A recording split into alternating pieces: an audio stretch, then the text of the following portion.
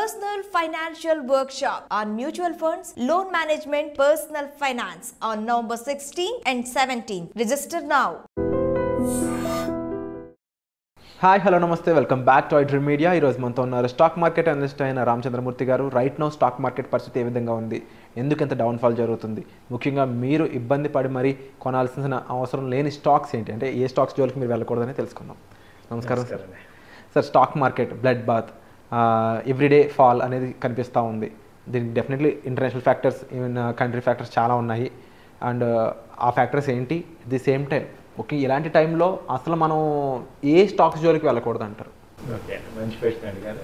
Stock market మనం ఏంటంటే last year starting అని లాస్ట్ ఇయర్ ఇదే టైంలో యూటర్న్ తీసుకుంది, మంచి ర్యాలీ వచ్చింది. మిడ్ క్యాప్ స్మాల్ క్యాప్ రోజు పెరిగిపోయినాయి, వాల్యుయేషన్స్ బాగా వెళ్ళిపోయినాయి. అసలు ఇంత మనీ ఉంటుందా అని స్టాక్ మార్కెట్ రోజు సంపాదించాం అందరం. సో అసలు తెలిసిన వాళ్ళు తెలియని వాళ్ళు professional everybody and money. So ఇప్పుడేమవుతుందంటే మార్కెట్ రివర్స్ అయ్యేవాటికి ఈ రివర్స్ మార్కెట్ని ఎవరు చూడలేదు ఈ మధ్యకాలంలో. మనం ప్రీవియస్ పీపుల్ చూసాం కానీ సో ఈ మధ్యకాలంలో కొత్తగా వచ్చిన వాళ్ళు ఎవరు కూడా ఇంత రివర్స్ అంటే ఒక 3-4 months కంటిన్యూ మార్కెట్ ఫాల్ అనేది చూడలేదు. కాబట్టి వాళ్ళందరికీ కూడా చాలా ఏంటో ఈ మార్కెట్స్ అసలు అనవసరం అన్నట్టు అయిపోతుంది. అయితే ఏంటంటే నేను చెప్పేది మార్కెట్ అనేది ఇలా ఉంటుంది, దీన్ని డైజెస్ట్ చేసుకోవాలన్నమాట. అప్ అనేది అప్ ట్రెండ్ ఎలా ఉంటుందో డౌన్ ట్రెండ్ కూడా ఉంటుంది స్టాక్ మార్కెట్లో. అయితే తగ్గినప్పుడు చాలామంది అనుకుంటారంటే అది నెగిటివ్ అనుకుంటారు, కానీ తగ్గినప్పుడే అడ్వాంటేజ్. ఎందుకంటే మనం మళ్ళీ ర్యాలీ వచ్చినప్పుడు తక్కువ రేట్లో కొన్ని స్టాక్స్ పెరుగుతాయి. అయితే ఇక్కడ అర్థం చేసుకోవాల్సింది ఏంటంటే మార్కెట్ ఎప్పుడు పెరగదు, ఎప్పుడు తగ్గదు. అంటే తగ్గిన ఎవ్రీ ఫాల్ మార్కెట్ మళ్ళీ రైజ్ అవ్వాలి, ఎవ్రీ రైజ్ అని మళ్ళీ ఫాల్ అవ్వాలి. అది మనం క్లియర్గా బిలీవ్ చేస్తే మనం ఈ టైంలో ఒక అడ్వాంటేజ్ తీసుకుంటాం.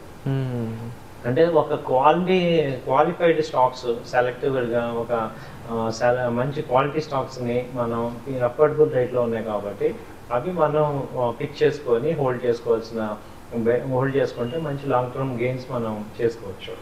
సో చాలా కంపెనీస్ మనకి టాప్ 100-200 కంపెనీస్లు అన్నీ కూడా బాగా డౌన్ అయి ఉన్నాయి.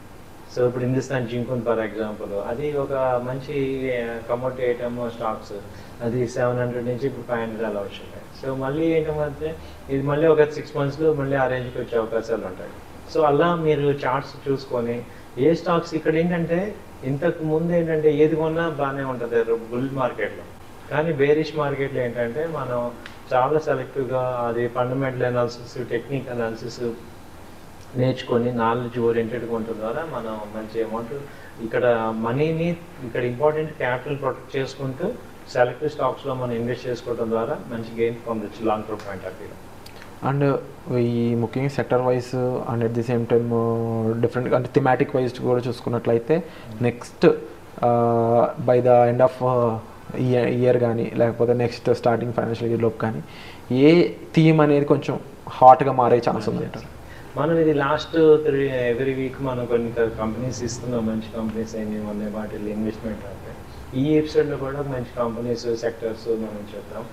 బేసిక్ ఏంటంటే మేజర్గా ఈ 5 సెక్టర్స్ టాప్ సెక్టర్స్ అనమాట. ఐటీ కానీ, బ్యాంకింగ్ కానీ, ఈ యొక్క ఆటోమొబైల్, తర్వాత ఏవియేషన్, సో తర్వాత ఈ యొక్క ఈ సిమెంట్ కానీ, కన్స్ట్రక్షన్ కానీ, ఈ సెక్టర్స్ అనేవి ఇప్పుడు హాట్ సెక్టర్స్.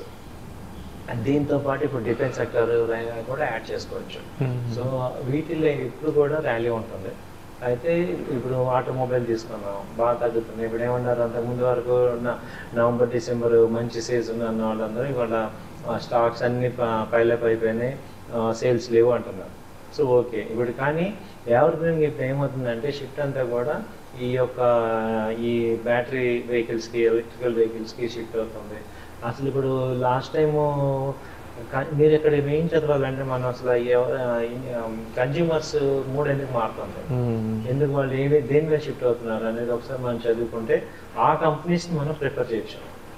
సో ఇవాళ మనం చూడాల్సింది ఏంటంటే ఇప్పుడు లాస్ట్ క్వార్టర్ రిజల్ట్స్ వచ్చాయి, ఏ కంపెనీస్ మంచి పెర్ఫామ్ చేశాయి. సో అని చూసుకొని ఆ కంపెనీస్లో ఇప్పుడు ఇన్వెస్ట్ చేసుకోవాలి మీరు. వాల్యుయేషన్స్ బాగా తగ్గినప్పుడు మనం మంచి కంపెనీస్కి.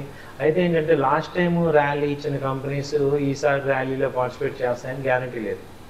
ఒక్కొక్కసారి ఏమవుతుందంటే ఇప్పుడు లాస్ట్ టైము మార్కెట్ ర్యాలీలో ఐటీ పార్టిసిపేట్ చేయాలి, లాస్ట్లో పార్టిసిపేట్ చేసింది.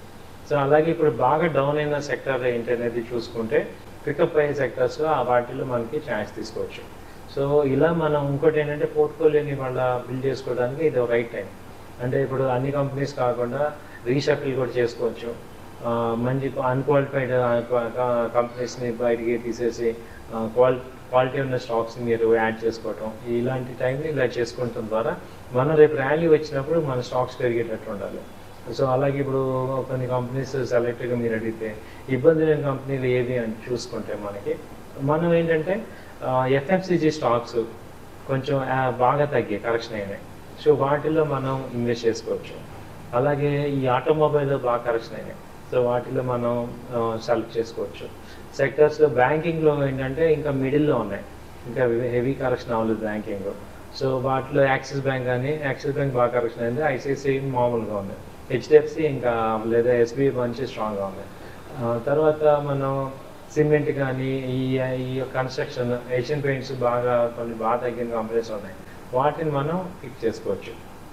ఏది చూసుకున్నా కానీ మీకు టాప్ 200 కంపెనీస్లో మీకు 70% మీ యొక్క పోర్ట్ఫోలియో పెట్టుకోవడం ద్వారా మీరు గెయిన్ చేయొచ్చు. తర్వాత ఇంకొక ఎడిషన్ ఏంటంటే నేను చెప్పేది, ఇప్పుడు ఈ ట్రెండ్ ఎంతవరకు కంటిన్యూ, ఎప్పుడైతే 24,000 బ్రేక్ అయిందో ఇంకా మళ్ళీ కిందకి వెళ్ళే ఛాన్స్ ఉంది. కాబట్టి ఈ టైంలో పుట్ ఆప్షన్స్ మనకి బాగా సేవ్ చేస్తాయి.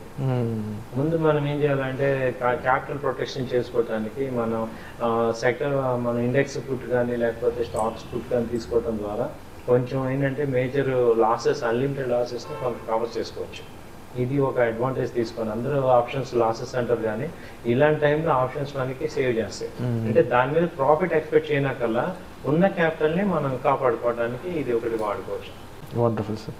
సో హోప్ఫుల్లీ ఈ సజెషన్స్తో పాటుగా పర్సనల్ సజెషన్ చాలా మందికి అవసరం, ఎందుకంటే వాళ్ళు రాంగ్ చూసింగ్ స్టాక్స్ ద్వారా ఇబ్బంది పడుతున్న వాళ్ళు ఉన్నారు. అలాంటి మనీని ఇప్పుడు ఉంచాలా, లేదంటే స్టాక్ మార్కెట్లో నష్టపోతున్న టైంలో ఆ స్టాక్ మీద ఇంకెక్కువ కాలం ఉన్న కరెక్ట్ కాని టైంలో బయటికి ఎలా రావాలనే విషయం తెలియక చాలా మంది ఇబ్బంది పడుతూ ఉన్నారు. దీనికి ఇంకొక పాయింట్ ఏం చేస్తానంటే యాడ్ చేస్తానంటే, మీరు ఇండెక్స్ తీసుకోండి, నిఫ్టీ ఈటీఎఫ్.